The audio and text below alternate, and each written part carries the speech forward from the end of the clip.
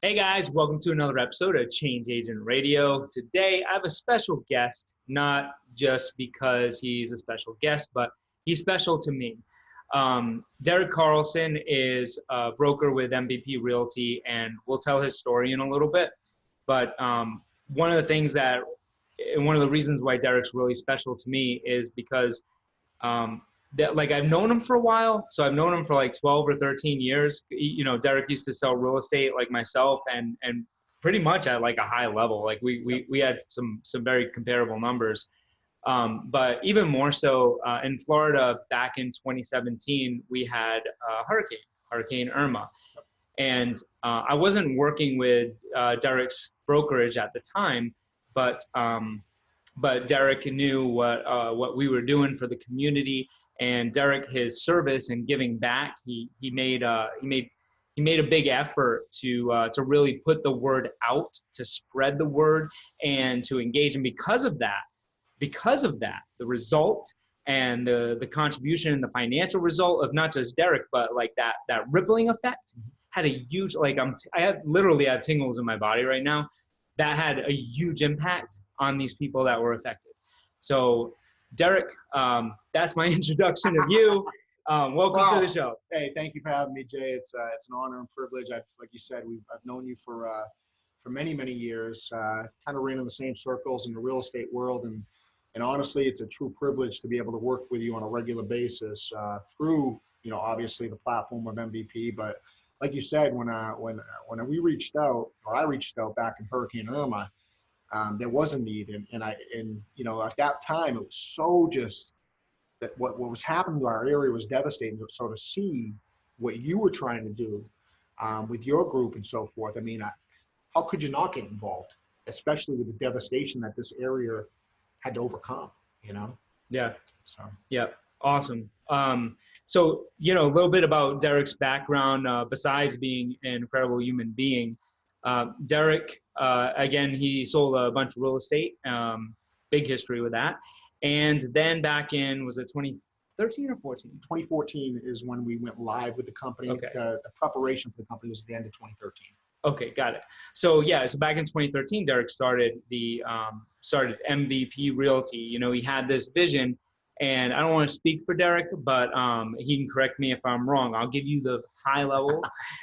Derek had this vision to, have an environment where agents can learn, get tons of training, have tons of tools and resources, and at the same time be able to keep a lot of their commission, which is, as real estate agents, is what we want, right? We want to sell more homes, get more leads, make more money. So the listeners of this podcast want to make a bigger impact in the world. And that's exactly what has happened and what Derek does. So Derek has went in from 2014, right, to over now in 2019, over 700 agents, ranked number 3 in transactions in Southwest Florida. And he has what I would call just a faithful tribe of awesome agents who follow him and just know that he leads as a servant leader, and he leads by example. So is that pretty much a recap? That's pretty much it. I mean, I'd like to think that the story started at the end of 2013 with MVP Realty. But what happened is my competitive advantage was being a realtor myself, having to deal with the challenges, right? And so it really started. My training to be a broker and owner of a company actually started in 2003. Let's go back. Okay. Right? Let's go back. Like, little baby Derek. Okay. Like what? Little baby Derek. Little baby Derek grew up in Fitchburg, Massachusetts. Small little mill town, paper mill town, right in central Massachusetts. One of the things, I went to the local high school, went to the local college, Fitchburg State University, and for us in Fitchburg, we never dreamt outside of Fitchburg. Everybody stayed there. I mean, the kids that you went to elementary school, you went to middle school, high school with, and eventually a lot of us ended up going to the same college together. So immediately while I was a senior in Fitchburg State University, I had an opportunity to got a degree in economics. That's what I was going to school for. But I had an opportunity through my family business, my brother's business, Brian, to he offered me a job, and he allowed me to grow that into the vice president of his company. And he was a residential home builder and developer. How old were you around this time? I believe I was about 21. Okay, so 20, right 21. after college? No, while I was a junior. In college. So what happened was my junior, senior year of college, I ended up going to nights, full-time nights, so I can work during the day for him. He turned a startup company into, at that point, one of the largest residential home builders and developers in central Massachusetts. Nothing like we build down in Florida, where these builders are building 6, 7, 1,000 units a year. But he was getting to the point where he's building 75, 80 homes a year. And that's very large for that time in Massachusetts. So we needed help. He hired my dad as the general foreman for all the job sites. He hired me to handle all the marketing, meet the clients, sell the home to the point of contract. And then I would pass that contract on to the team, and they would build the home. That's where I got my real estate love and passion. Unfortunately, around 2008, 2009, the economy started to shift. He overextended himself in several levels, primarily with the banks, and the banks want to get paid whether the closings don't come or not. He got some delays on some of the developments that he was building. I'll never forget. He came and talked to me, and he says, buddy, you got to go get a job. I'm like, what have I been doing the last couple of years? And luckily, I was able to get into the world of high-tech sales. So I got my love of real estate through my brother. He always thought big. He taught me everything I know about real estate, but it's crazy to be able to transition from that family business to a company that had 5,000 employees. It was called Genrad, General Radio, which was bought up by Teradyne. To be able to get out of Fitchburg to go to, near Boston and central, like some of the bigger cities, and to see these big buildings, these big office buildings, that got me the bug to think bigger. Like, wait a minute, we're bigger than Fitchburg, Massachusetts. And we need to be playing at a bigger level. So now I guess younger 20s, Derek, I really had a passion for the high-tech world. And I was able to see some of these top CEOs and managers, and I was able to take a division within that company and grow it substantially, where it was a profit center for the company, 70% margins.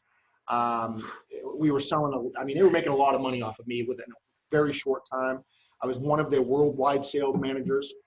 And then December of 2002, I came down to Fort Myers with my wife at the time. Fort Myers, Florida. Fort Myers, Florida. Yeah. With my wife at the time, and I was at that job, was doing great, and I had a little daughter that was just born a year previous to that. So in December of 2002, I came down here, and it's funny, we went to Fort Myers, was on the beach at one of the beautiful hotels on the beach, and I said, I need to go find Larry Bird's house in Naples, Florida, because the only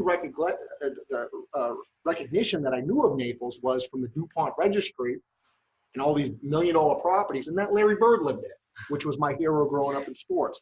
So we drove down from Fort Myers to Naples, and couldn't find Larry Bird's house. But what happened was I drove by a sign on Immokalee Road, and it said single-family homes from the low 200s. So I went in, I said, is this Naples? Because these are supposed to be $1 million homes down here. And they said, yeah. I said, are you sure this is a Naples address? Because this is where Larry Bird lives, right? What do you mean 200,000? And she said, absolutely. On vacation, I picked out a house, put down a deposit, and went back to that General Radio Teradyne job and said, hey, I'm out of here in 60 days. I'm moving to Florida. I was 29 years old, soon to be 30. And that's how I got to Florida. When I was down here, I didn't know what to do. So I went back to what I knew best, which was sales. I was in real estate primarily. We're going to pick up on that part, but I know something about you that is going to be of huge benefit to the listeners, which is that passion of sales. Yeah. I know from what you told me started way younger. All right. So you want to go little Derek. Okay. Because to me, this is you using what you're passionate about and then fostering that into something that's profitable and then you're aligned with and makes you successful in so many ways. I agree with you 110%. I had a love for baseball cards. Yeah. And it's amazing. my love for baseball cards was obviously looking at the stats. There was a point that I could flip over every card, tell you where the guy went to college, his birthday, what he did last year for home runs, RBIs. But I had a huge love from baseball cards, which came from my two older brothers. And this all went through the late 70s, early 80s. To this day, do you ever hear of a guy named Wade Boggs, Boston Red Sox? Wade Boggs, Boston guy, right? Yeah. So anyways, Wade Boggs, in a roundabout way, got me started in sales. And here's what happened. 1983, Wade Boggs is crushing it for the Red Sox. He took Carney Lansford's spot on the team and is, this young new rookie. So I go down to the variety store, and everybody was talking about Wade Boggs, and I bought a pack of baseball cards. And I'm going through it, walking home, and there was the Wade Boggs rookie card, dude. Seriously, the Wade Boggs rookie card. I'm running home, right, like Usain Bolt, and I got to go into the house and tell my brothers, I got it, like the Willy Wonka, certificate. And they showed it, and they said, listen, you got to take care of that card. Because at that point, we didn't know about condition and things like that. I said, what do you mean take care of it? And I'm holding it kind of crazy. And anyways, we put it into a plastic case, and they said, Derek, do you understand that card's worth $10 right now? I paid 25 cents or whatever it was for the pack. That's when I saw the business opportunity. So what happened was at the age of 13, between 10 and 13, I was all about collecting. At the age of 13, I turned it into a business. And I was, my parents were dropping me off at these baseball card shows, and I was a dealer at the age of 13, selling my cards, flipping them, buying Mike Greenwell rookie cards for 25 cents, selling them at $2, kind of like the stock market. Okay, so what gave you the idea, like what triggered you at 13? What gave you the idea to be like, all right, I need to do this, and I need to do it at a trade show? Yeah, because at that time, there was only a handful of baseball card stores, and the flea markets, they had flea markets where baseball card dealers would set up. It wasn't a targeted audience. I knew for me to be able to sell that product at a higher level, at a faster level, I needed to get to the shows. And every time I would call, they'd be like, okay, who are you? What are you? And I would say, yeah, I'm a baseball card dealer. I've got these cards I'm going to bring in. How much is the table? $40. Great. When I showed up and they found out I was a kid, there was a few times they're like, where's your parents to sign this waiver, right? But what happened is once I got into the trade shows as a dealer, and I was able to, at that time, baseball cards were huge. But I didn't like how the promoters were treating the dealers. So I said, I can do this better. So I went up and started calling the hotels, because these were always, at that point, these baseball card shows in our area were always at like the VFW or like the Italian American Club. And I said, you know what, let's bring it up a notch. Let's get it into a ballroom at like the Best Western Hotel or the Danvers Sheraton Hotel. So between the ages of 15 and 16, I stopped being a dealer and became the promoter. And at one time, I was promoting 3 trade shows throughout New England every single month. One in Fitchburg and Leominster, Massachusetts, one at the Sheraton Terra Hotel in Danvers, and then one at the Clarion Somerset Hotel in Nashua, New Hampshire. And so imagine you got this 15, 16-year-old kid selling dealer tables, admission, and then we started bringing in the professional athletes. In high school. Yeah. In high school. So then we started bringing in the professional athletes. How did you end up making that transition? Like, how did you get them? Old school cold calling. I'll give you an example. So I would call the Boston Celtics, okay? And then, by the way, the name of the company, I'm still proud of it today, was called Big Kahuna Promotions. For whatever reason, I liked it. I don't recall how we got that name, but it stuck. So that was the name of the company as a kid, Big Kahuna Promotions. But how I found the athletes was strictly old school. I would call the Boston Celtics, and I would say, hey, listen, I would like to hire one of the players for the Celtics. Who do I need to call? And then I found out they needed to call their agents directly. So then I just started calling the teams and saying, hey, can I have Reggie Lewis's agent's phone number? Yes. I'd call Reggie Lewis's agent. Next thing you know, they're passing me on to his wife. His wife's cutting the deal. She was an attorney. And I'm signing contracts. And you're 15 or 16 at the time. And then I'm signing contracts. Once I would lock in the athletes, then I would promote it. But now it wasn't just a regular trade show. We have a reason for the crowds to show up. So the athletes that I had during that time were Reggie Lewis, Dee Brown, Jim Rice, Mo Vaughn, Irvin Fryer, Hartley Dykes. There was many athletes that I had. Those are the ones that kind of that rang about. Greg McMurtry, he was a Brockton, Mass. and a New England Patriots player. But I would bring them in, which added more benefits for the dealers, so I can get an increase in the dealer tables. It wasn't just a regular show now. We were charging admission.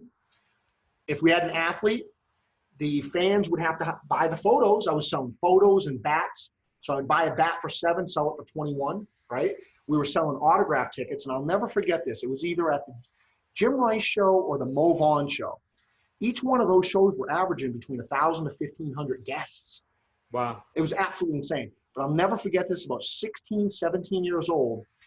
I'm sitting in my parents' living room at that age, counting out about $45,000 in cash as a kid at the end of one of the shows. Now, here's the moral of that story. My parents were crazy, but here's the best thing that they ever taught me. They never held me back. They let me swim and die with every mistake, all the success, and that gave me confidence. Without them saying nothing, like most parents would be like, you can't do that. Their lack of being on me gave me so much confidence, and I swear to this day, that's where I get a lot of my confidence to do a lot of the things that I've done, whether it be in, traveling or business, right? Yeah. I'm fearless in that respect, and I think it's because of my mom and dad. And when you said, huge part of it. Yeah. And what also triggered in my mind is that when you started calling agents, and you started calling the Celtics, and then you started calling the agents, you're young, you never done that before. Had to figure it out, yeah. Yeah, you had to figure it out, and you're not afraid of rejection because you don't know any better. I didn't know any better. Yeah. You just uncovered something I didn't even think about. Yeah, dude, I love that. Yeah, that's good. That's wow. And that, again, probably gave me the confidence that I used later on in my life. I mean, when you're a kid, you just keep going, right? You don't even know what rejection means. Like, okay, he said no, I'll just call the next athlete and try to find somebody that will say yes. And you just pulled that out. I can't believe, wow. All right. My wife pulled one out of me yesterday that I didn't know. Like when I was in high school, I worked at Burger King. I worked full time in high school, like you, right? Yep. So, but you had a better job. I worked at Burger King in a Chinese restaurant. But when I was going to get hired at Burger King, like I wanted to get hired, and they got a stack of applications at Burger King, and probably filled out in crayon. Yep. But I wanted the job, and I go in and I asked, instead of just putting in my application, I said, hey, can I talk to the manager? And they're like, oh wow, is there a problem? I said, can I just talk to the manager? And then the manager comes, and I said to her, I said, hey, look. I know you have a stack of resumes, right? Or applications. So at that point, what I did and what I realized yesterday is that I addressed the objection before it came up. So you can't get an objection if you already address it and let them know that And then not only does it do that, but what that does and what you did is that you're also letting them know, like, your shit. You're smart without saying it, without throwing the ego in. So I said, I know you have a lot of applications, but I can tell you this. So I knew her problems, right? I said, I will be on time, right? I will be the hardest worker that you have, and you will not regret your decision. And she hired me on the spot. Unbelievable. So you address the pain and then give the solution. So, and the fact that you knew that at an early age, because most don't. Oh, I didn't know I knew it. Yeah, you just didn't know any. That was the way that you felt that it was going to get you that job. Just like it was, I guess, instinct. Yep. Just like when you were calling the agents, So what happened with the whole baseball card shows and so forth is about 1993, everybody was producing base cards. They flooded the market. They literally took advantage of the situation and flooded the market. And my Mo Vaughn show was my last show ever. And that was, I believe, in 1993. How old were you? At that point, I would have been 20, just turning 20. Mm-hmm. And but what's crazy is I got two stories I'm going to tell you. And one of them is relations to Wade Boggs, that kind of full circle, weird thing that reminded me of running back with that baseball card. But two things I remember. I remember at my Jim Rice autograph show in Danvers at the Sheraton Terra Hotel. And I said this to him, and he looked at me like I was crazy. You know Gary Vaynerchuk collected baseball cards? I didn't know that. Okay. I found that out. And I remember this kid walking around my shows with a duffel bag, like a military duffel bag, hawking his baseball cards. I called my brother, and he doesn't know who Gary Vaynerchuk is, Brian, my brother, and I sent him a picture. I said, you ever see this kid before? And it was a picture of Gary from his baseball card days in the 90s. He says, yeah, I remember seeing that guy. I swear, and Gary and I both, we can't pinpoint it. I swear Gary Vaynerchuk was a guest at one of my card shows in the early 90s, trying to sell his baseball cards. And again, if you ever read his story about the baseball card side of it and how he started, and then obviously we know his wine story, but a lot of his passion comes from the baseball card scene as well. And so when I see that, there's a lot of relationship. The second thing I was going to tell you is Wade Boggs. So I go to a random, we had a MVP night at Tropicana Field with the Tampa Rays, and sitting there as an autograph guest for free, they brought in Wade Boggs. Nobody was there. So I took an opportunity to go up and talk to him. And I said, Wade, I said, I'm a huge fan. I grew up with you in the 80s, Boston guy, and so forth. And I said, can I tell you a story? I think you had a little part in building my company. He says, what do you mean? And I explained to him about running home with the baseball card, understanding the values now. It wasn't just something you rip open in the pack, that there was some monetary stake into that baseball card. And I explained to him that at that point, I went out starting to buy them and flipping cards, and it turned into a business, which later was the card show promoter and so forth and so on. And he looked at me like, that's the strangest, most authentic story I've ever heard. I mean, think about it. He's signing autographs. Everyone's like, I love you, I love you. And here I am giving him just a little bit of props for being kind of like the spark for a career, my entire business career. And so I thought that was pretty cool to kind of full circle. So I took a picture with him, and that was a good moment. That was a good moment. Yeah, I think that's awesome. Yeah, that's awesome. So yeah, all right. So we got down to where you came from. Yep. And what I've realized over time is that where we come from, not just us, but our clients, Yep. okay? Like where we come from, it develops our core beliefs, and the biggest, most influential, because it all depends, as you know, what we do with our situations. Yes.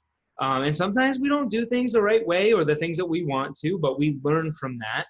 And yeah, so what I learned is those things shape us, just like with our clients, those shape, like their core belief system is different than the next person, but they all have like their general lead source, like they all have pretty much the same criteria, right? I mean, like they're all experiencing the same things.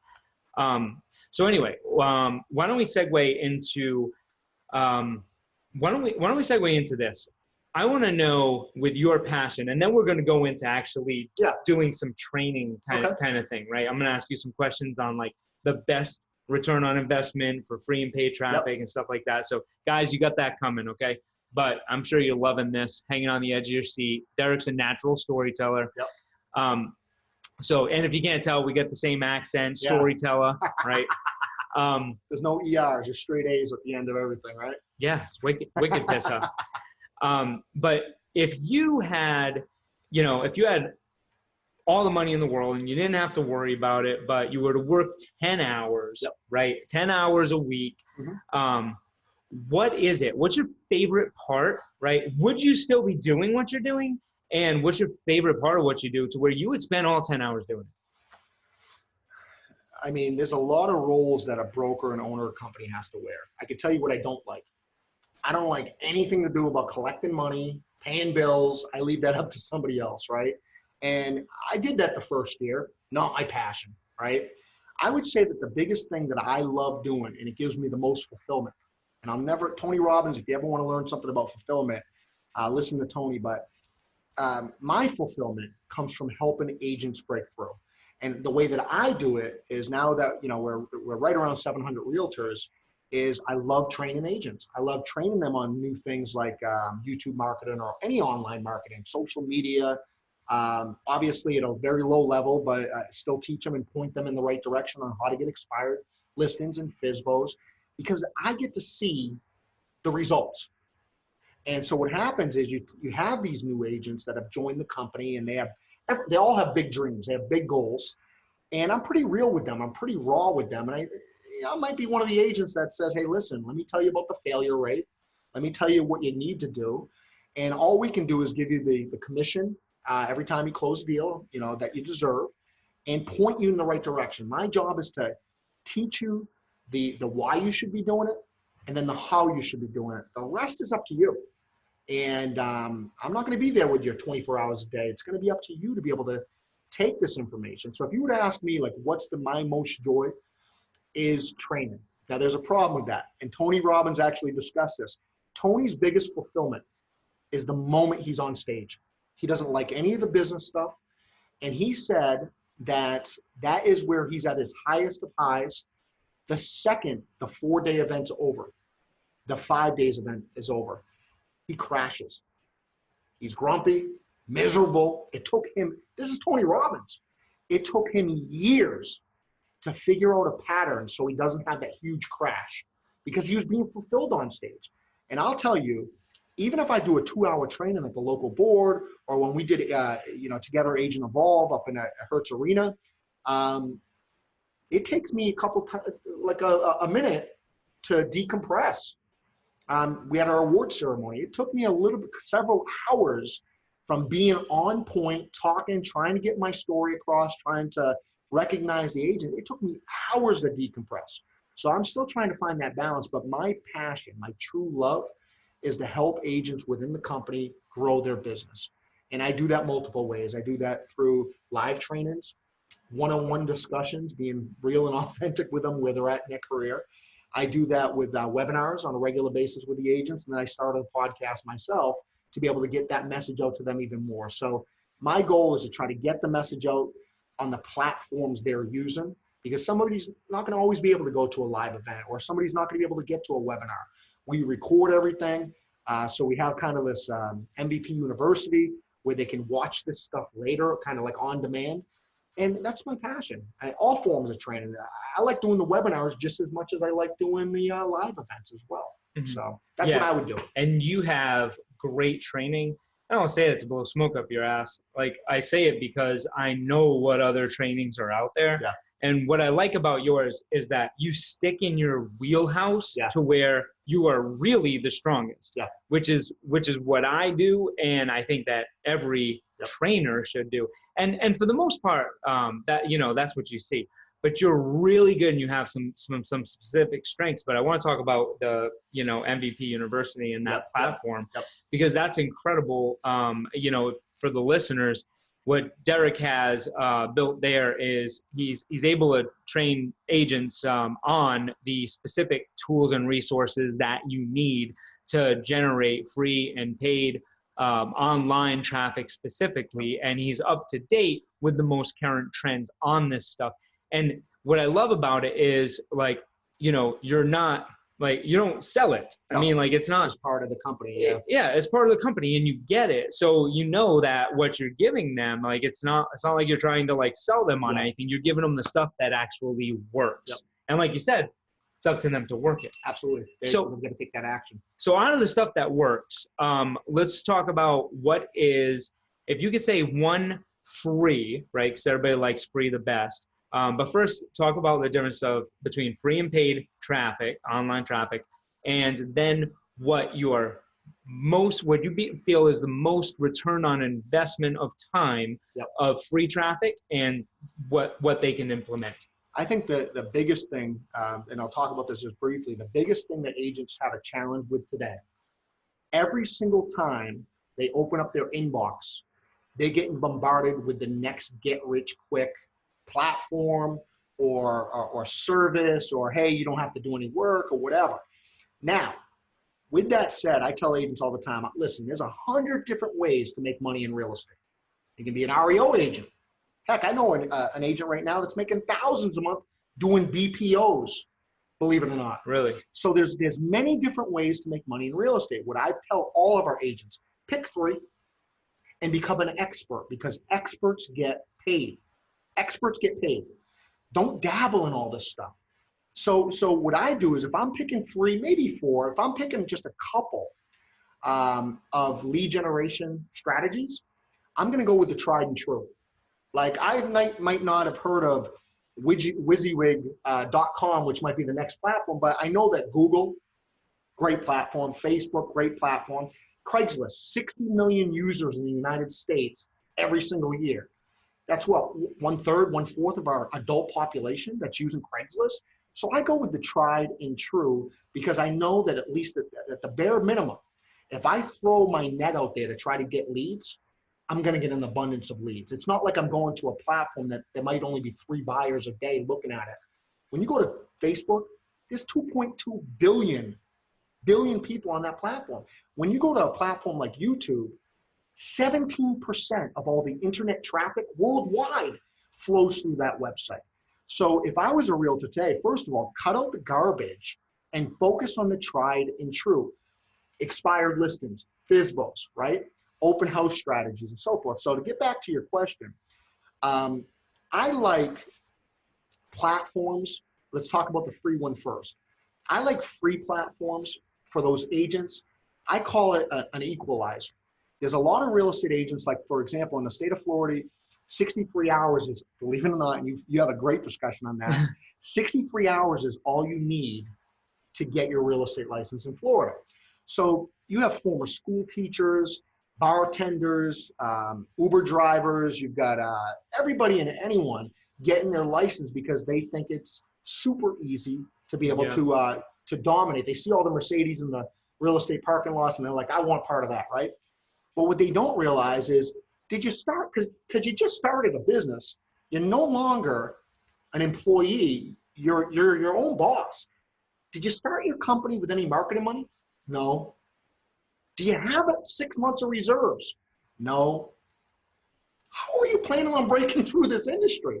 So I've got to almost an expert level of trying to give that person that started with no money, that has no guidance, a way out. And if they don't have any money to go buy leads or to spend on any pay-per-click marketing or any kind of marketing, well, you're going to have to give me some sweat equity.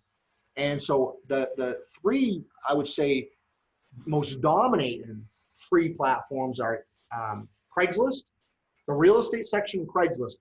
I don't know how it turned into that, but it's turned into the old newspaper classified ads. 60 million people a year are on Craigslist, so we teach the agents on that. YouTube marketing, okay? It's a huge platform, free. All you need is your phone. You can go cut 50 videos today. So there's YouTube marketing, that's free. And then the third one is Facebook Marketplace, which again, it's like Craigslist, but automatically built into a platform of 2.2 billion people. Now, out of all of them, if I had to pick one, it'd probably be Facebook Marketplace, and here's why. YouTube is not local in nature, okay? So you're gonna be creating these mini billboards on YouTube that's gonna just go out to a mass audience that's searching. Craigslist is at least local in nature, but they don't have 2.2 billion members. They get 60 million people in the US searching on the local Craigslist. Facebook Marketplace has the platform, but it also is local. What is real estate? Local, right? So that local aspect is definitely a huge opportunity when it comes to free ads. And again, it's an equalizer for an agent that has zero money to be able to post their property listings on Facebook Marketplace. Cool. Yeah, it's that's great. I mean, especially with I guess breaking it down into the fact that Facebook Marketplace is localized and Craigslist and YouTube are not. Like, I didn't think of it that way before. Yeah. So if somebody were to, because I know agents, and I'm sure you see this, right? I mean, every day. But I know agents have this confusion about like, okay, well, great, but what do I do? Yeah. You know, so like with Facebook Marketplace, if you like, can you give maybe 3 big steps? I'll give you a couple examples. The first one, the reason why most agents don't advertise on Facebook Marketplace or even Craigslist, I think the last time I looked at our local board, out of 7,000 realtors, only 180 of them, give or take, had 5 or more listings.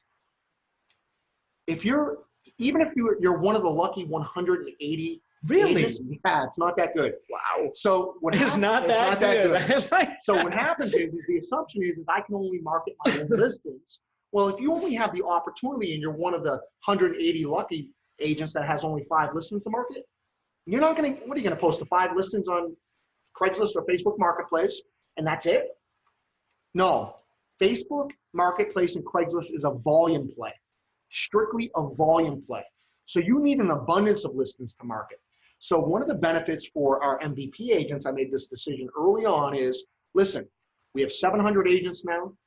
We're going to take all of our listings and all of you have my permission to market them to try to bring a buyer to that seller. And this is a strategy that has worked. Just under 30% of all of the deals closed last year at MVP Realty, we double-sided. No kidding. Because of that strategy. But believe it or not, there's a lot of big box brokerage firms that are like, nope, you can only market your own listings. Tell me what part of that benefits the seller. No, it doesn't. It doesn't. So we use that as an advantage. So right off the bat, just in our local market, we've got 500-600 listings that every one of those agents can use on Facebook Marketplace and Craigslist and market them as their own. Now, so ask your broker, can I market the company's listings? Most of the time, just ask your broker. The second thing that I would do is if your broker doesn't allow it and you're part of the other 6,820 agents that don't have even 5 listings, and you're like, what am I going to market? New construction. Right now in our local market, there's about 60 different developments. 60. Every one of those developments has about 8 floor plans. That's 480 potential listings and properties that you can promote and try to get new construction leads. Now, here's the science behind it, though. Number one, it's a volume play, which means the more you post, the more opportunities you're going to have. That buyer that's searching in the marketplace that day for real estate is going to see your ad.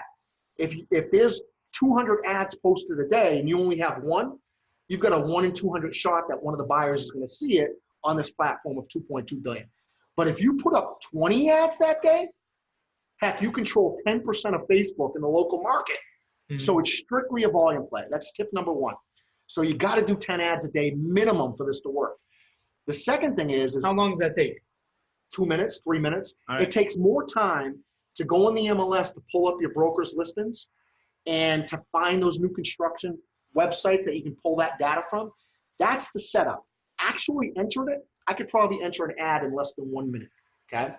The second thing that I would tell everybody is if you're gonna go down the world of Facebook Marketplace and Craigslist, because they do the same things, put one photo, just one photo. And the reason being is I see agents, it's funny, I see agents do the steps, but then they miss one component and then they wonder why they don't get leads. Yeah. Happens all the time. The one thing that I would do is one photo, and the reason being is there's that viewer, that buyer that's sitting at home, and by putting too many photos, you might have just discounted a reason on why they should call you. So for example, a couple sitting at home, they're looking at Facebook Marketplace to find their home for sale, or they're on Craigslist, and they find the perfect home. And they're like, this is everything we wanted. It's a 3-2 in Saturnia Lakes. Look how beautiful this home is. Great. One spouse says to the other, let's take a look at the kitchen because I only want white cabinets and I don't want to do any renovations. Okay, so they go through photo number 2, beautiful. Photo number 3, oh my God, it's got a pool, right? Photo number 4, there's old wood cabinets from 2001. The spouses look at each other and say, you know what, back out, let's continue. By you putting too many photos, you just gave them a reason not to call you. Now, this is contrary to normal marketing. Absolutely. So explain that difference. I just think that less is more. Mm-hmm. And I'll give you another tip that kind of goes with that. Yeah. You have to have them want to call you.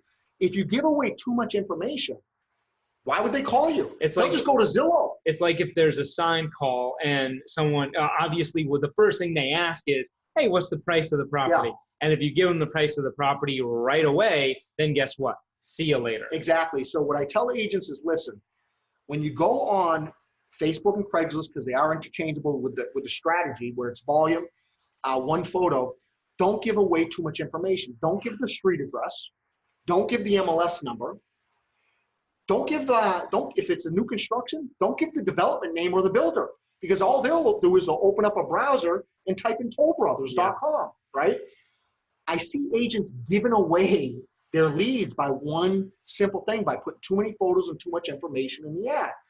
What you want to do is be vague about the information. Obviously, you have rules and regulations. You have to put MVP, your brokerage name, your phone number, calls to action. Call me for the price, pictures, virtual tour, and address. That's a reason why they would want to click for more information. And I think that if agents can follow that strategy, there's a wealth of leads for free, both on Craigslist and Facebook. The reason why Derek and myself and anyone else who's been there and knows what works, the reason why we tell you guys what works and that you have to follow these steps is because we know what steps need to be followed. Trust me, we're not going to give you an extra step that doesn't serve anybody. If we give you an extra step that doesn't need to be done, it's not going to serve anybody. I can tell you an example. I had an agent who was calling for sale by owners, and there's 10 questions in the script, right? And they can be modified, right? I mean, it's not scripts verbatim stuff, but it's broken down into 3 parts. The first 2 questions are to capture the attention, right? The next 7 are to compel the customer on the phone, to move them, right? And then the last one is to convert them, right? So she got an appointment, right? She's like, I got my first appointment, right? And then they call back later to cancel, okay? Now, I asked her, I said, well, run me through what happened. She asked the first 2 questions. She captured them. She got excited, and then she tried to convert them. She set the appointment, but in that, she didn't get a know, like, and trust. She didn't move them, just like what you're saying. And this is everything you teach, right? Exactly. In one step. And it's funny, every now and then I'll have an agent, use Craigslist as an example. Derek, I went to your Craigslist class last month. I said, you did? Yes. And I'm frustrated it doesn't work.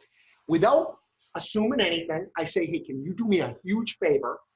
Can you send me your username and password for Craigslist? I just want to take a look at your ads. And this is what I normally see when I log into their account to try to find out why it doesn't work for them. I've posted over 100,000 ads on Craigslist as an example. I know what works and what doesn't. I've studied it inside and out. So I'll log into their account, and this is what I normally see. The day after my training, boy, they were aggressive. They put up 12 listings that day, and I told them a minimum of 10 a day. The day number 2, they put up 8. Day number 3, nothing. Day number 4, 2. They want immediate results. Day number 5, 1, and then nothing for the rest of the month. So then I write them back. I said, hey, listen, I said 10 a day minimum. What part of the other 290 steps did you miss at the end of the month? Because 10 times 30 is 300. I'm looking at about 10 total ads. You missed 290 of the steps. Yeah. And that's what I'm saying is a lot of the things, Jay, you and I are what I call practitioners. We don't tell anybody to do something unless we practice it ourselves to make sure it works. The strategies, the steps that you were talking about with the expired listings. The biggest recommendation is that if somebody has already paved the way, study the steps. There's a reason. Sometimes it's so specific that if you don't put a pause in a sentence and you just run into it, that might be the thing. So just study the steps, whether it's online marketing or calling expired listings or FSBOs. If you can literally just follow the steps without a break, you're going to have wild success in it. Just because, again, you and I have tested it, a lot of this stuff. So. Was that, and I'm sorry, I interrupted you. No worries. So can you recap, or did I interrupt you at like the end of step 2? Or can recap recap free online marketing. Facebook, Craigslist, they're interchangeable. Number 1, volume. You got to get listings. Go to your broker, ask them if you can market the company's listings as your own. Why would the listing agent care? You're trying to bring a seller for that property. Number 2, 1 photo, the most compelling photo. Number 3, calls to action. It's got to be all over that ad. Call me for. Text me at this number for the address, additional photos. If it's new construction, to get the free builder brochure, right? That's pretty much the most compelling. Volume, 1 photo, calls to action, okay? And again, you can do that on Craigslist, and you can do that on Facebook marketing. What I love about both of those is the consumer, that local buyer from their brain to their keystroke, decided to log into Craigslist that day and hit search on the real estate section. It's a targeted buyer interested in real estate. It's not fly by the radar marketing. This somebody actually had intent. So that's why once you get a lead, the conversion can be higher, because it's not like they were on Craigslist looking for a sofa, and then you converted them to a real estate client. They were looking for real estate in the first place. So it's more direct marketing. So out of all the agents, right? I mean, you've coached and trained a lot of agents. And if, let's say you have an agent who does what you say and spends maybe 2 hours a day doing this consistently, right? What kind of results have you seen? I've seen huge results. We've changed. Here's what I find. This is the pattern of the agents. The new agent comes aboard, they do it. They get to a level of top producer or almost at the top producer level, and then they get off of what got them there in the first place. Yeah. So I see rapid growth, and then I see them plateau or struggle. Let's call it 50, 60, 80 grand a year. Then they reach, let's say, the Craigslist or Facebook Marketplace cap, right? So then what they start to do is they start following the shiny object again. And then about 6 months later, I'll get the phone call from the agent saying, hey, listen, I'm struggling. I'm like, you had a killer year last year. What did you do? Yeah. So let's sit down and go over it. And what I'll find is they stopped doing the tried and true and started chasing the shiny object again. Yeah. So I can tell you this, those two platforms has changed lives. And like I said earlier, they become an equalizer for those agents that started in the industry with zero marketing money. And here's my opinion. I don't know as much as you on this on this topic, but I feel that they're underutilized as far as a marketing platform. So once there's more people utilizing this as a marketing platform for real estate, then it's going to be more difficult. It's going to be watered down. Yeah. Take advantage now. I mean, think about this. This is a scary stat I'm about to share with you. We've all heard of YouTube, right? This is a study that was recently done. 99% of our real estate industry, 99, which means only 1%, 1% of our real estate industry is utilizing YouTube to generate leads. That's it. But it's been around since 2006. It's the #2 search engine in the world. And videos came. And nobody's doing it. Yeah. But when I look at my top agents that have actually dove into YouTube and do it the way that I've taught them, they're making bank. They're making bank. And again, I think that, I won't really go into the numbers of it, but I'll give you one example. I study the numbers. This is direct from Zillow. This is direct from me generating over 50,000 leads in my career. This is the conversion of what you can expect on all online marketing, whether it's free or whether it's pay-per-click. 8% of the people that was able to see your ad and take an action will fill out the form. Out of the people that fill out the form, you're going to convert between 2 to 4% into an actual commission check. So let's go over the numbers real quick. 1,000 visitors to your Facebook Marketplace ads, Craigslist, anybody, 1,000 for every 1,000 people, YouTube, all of it, the big net that you send out there. 8%, 80 of them, of those visitors will fill out the lead capture form or take action. Out of that, it's up to you to follow up relentlessly 7 to 12 times. If you follow up relentlessly, out of 80, you should close 2.4, maybe 3 deals out of every 80 leads, every 1,000 visitors. So there's an actual science behind that. And that, those numbers I've been working with those numbers for years. It's all in the numbers. It's all in the numbers. And tracking numbers is something that is very, very important. Exactly. Yes. And why it's important is, number one, we've talked about this before, you need a predictable business. It sucks waking up on January 1st wondering how you're going to do it all over again. But if you know what you did last year and you study the numbers, how many calls, how many leads came in, all you got to do is duplicate it. It's the blueprint. Tell you what, dude, like in my career, when I see that I have, let's say, listing appointment to listing taken, conversion ratio of 70%, but let's say the next year, and I've seen this happen, right? But I see the next year was 55%. Then, like, I don't like doing shit wrong. Nobody does, but you have to see it, and then I can see, where did I go wrong? What did I not do? Now, if that's my conversion rate, if I made less money, Now, why is that? Is it because I introduced a new lead source? Yep. Or is it because I wasn't practicing my scripts as much as I needed to? Or is it because I was taking unqualified leads? Yep. What was I doing wrong? And then once you identify that and eliminate that, tell you what, yeah, after that, your rewards, you're just like, whoa, exactly. like this is great. Exactly. And it's everything's in the numbers. You had said, what about the free side and what about the paid side? Yeah. Now, remember I said pick 3 things. So if you're going to master anything, become an expert on anything, make it, if you don't have any money, make it Craigslist, Facebook Marketplace, maybe open houses, right? If you have a little bit of money, on the seller side, expired listings all day, every day, learn how to do it, understand the objections, the handlers, all of that. Get a coach like literally get somebody to teach you how to go after expireds. Why? It's an identifiable target of somebody that's already expressed an interest in wanting to sell a home. But with that said, in my wheelhouse, online marketing, I believe the #1 online marketing platform is Google Ads. And here's why it's different than Facebook ads, okay? Facebook ads, even though it's got a platform of 2.2 billion people, awesome, congratulations, Zuckerberg. It's fly by the radar He's marketing. probably listening. I know, he's probably listening and this whole place is mic'd up. But it's called fly by the radar marketing. I'm minding my own business on Facebook, and all of a sudden here comes an ad for a new construction development. I didn't ask for that ad at all. Nothing from my brain to my fingertips asked for that ad. Now, is Zuckerberg smart enough to target me that maybe I had an interest in real estate and buying real estate? Of course. I love Google Ads because of the intent. That person, that buyer, typed into google.com from their brain to their fingertips at 10 o'clock one night, Saturnia Lakes, Naples, and they hit search. They did that. And up came my lead capture page, my landing page, my squeeze page. The intent is there. Much better lead.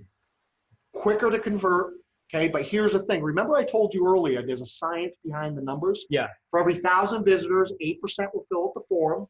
And then out of that, you close about 3 deals. I teach the agents when it comes to Google Ads to go after what's called a long tail keyword. There's 2 different types of keywords you can try to bid for to go after. Well, everybody and their brother are going after the short tail keywords. Florida homes, Naples condominiums. Because everybody goes after that, the bidding can get out of control. $9 a click, $10 a click. Good luck trying to generate leads when you're paying $10 every time somebody clicks on your ad for some of those short tail keywords. I've taught, and I've been doing this since 2006 or 7, all the way back to Yahoo even. I thought, wait a minute, there's other words related to real estate that nobody's going after. And I call them long tail keywords. Saturnia Lakes Homes, Saturnia Lakes Naples, Riverstone, a development in Naples. To me, it sounds like being very specific. Very specific, but what happens is you're not paying $10 a click. For Riverstone, Naples, Florida, you might be paying 50 cents. Yeah. So your bandwidth goes further. I would argue it's a better quality of lead, right? Because the person typed in Riverstone. They already know what they're looking for. I mean, how many times have you gotten a lead where they're like, hey, it's either between Naples and Tallahassee. Can I get a condo in Naples on the water for 48 grand? Yep. That's what happens when you go with the short tail keywords, Florida real estate, Florida homes. They don't even know what Naples is about yet, or Bonita or Estero, right? So I believe Google Ads, and this is the science behind it, and this is where it can get really exciting, and the return on investment is huge. Let's say you get a word, let's call it $1 a click. And in my world, with the words that I go after related to real estate, you're gonna get some pretty big neighborhood names with that. Well, 1,000 clicks at $1 a piece is $1,000 investment. Average. Wait, let me run those numbers. Yeah, there you go. So that's 3 deals approximately, 80 right? leads, So let's say $6 grand your average commission at 100% office. At MVP Realty, you get 100%. That's 18 grand Boom. on a $1,000 investment. Bingo. Boom. And Bingo. he didn't tee me up on that either. No. Yeah. And I real like estate those agents, numbers. real estate agents can multiply like that and also by 3% all the time, every day, right? But what happens is the return on investment. Think about that. Yeah. That's unbelievable. And then what happens is once you get this going, you take the revenue from the leads that you close and pour it in. Now instead of $1,000 a month, you're putting $2,000 into the machine. Pulling 36 grand out in real estate commission. Now, I'm also a firm believer, obviously Google.com is the #1 search engine in the world, but I'm also a firm believer. If you look at every study right now, every study of top agents that are getting buyer leads, the #1 lead generation source on a recent survey from a company called Agent Jet for agents that sell 36 homes or more per year, Google Ads. So success leaves clues. And here's the thing. I've asked this question, okay, out of all my live training classes. So over the last 2 years, I've asked the question every time I teach on Google. And I'll say, by show of hands, how many of you, and there'll usually be 50 people in a room, and I've done this training many, many times, 50 to 100. And I'll ask how many of you right now are generating 100 leads a month off of Google Ads? No hands go up. 50 leads a month, no hands go up. 25 leads a month, there'll be like 1 or 2. To right now today, out of asking that question with thousands of agents, I want to say that maybe 10 hands went up. So then I tell the agents, what part of Google do you not understand, this billion-dollar company? It's been around for 12 years now. You think that you're late to the dance? Look around. No one else is doing Nobody's it. else doing it. Yeah. You could literally start today and be the #1 Google expert at your office by Friday of this week. Yeah. It's not rocket science. Because you have to know the right way to do it, and that's what you teach. Exactly. And that's awesome, man. So before we go, I want you to give a brief plug on MVP Realty and also Lead Generation Labs. Okay. MVP Realty is my baby. It's my child. It's my 3rd kid. I'm so look at him. Look at him. Look at him. He's ready to cry. I'm so proud of that company, and here's why. The first year I did everything on my own. We went from out of 1,800 real estate offices here locally. My first year, I was the bookkeeper, the recruiter, the marketing guy, the trainer, the broker. Our first year out of 1,800 real estate offices, give or take, I mean, it's probably like 1,740, but 1,800, right? We ranked number 93. Now let's fast forward to last year. MVP Realty participated in over $1 billion in real estate transactions. Billion. That's the 3 comma club, right? $1 billion in real estate transactions. We're now approaching 700 agents, give or take. And the pride that I have is because when I wrote this vision down on a napkin many 5.5 years ago about the concept of MVP Realty, I stayed true to those principles. I said from day one, I want to give every agent 100% of their commission. So they're not putting the money in my pocket, they're putting it into their pocket. They're giving that money to help grow their business, to buy those leads on pay-per-click at $1 a piece, right? That's the fastest way you can grow your business, is by putting it back into yourself, your company, your team, right? So that was the first thing, 100% commission. I wanted to make sure that we offered timely training on the here and now subjects, Google Ads, Facebook Marketplace, YouTube, expireds, and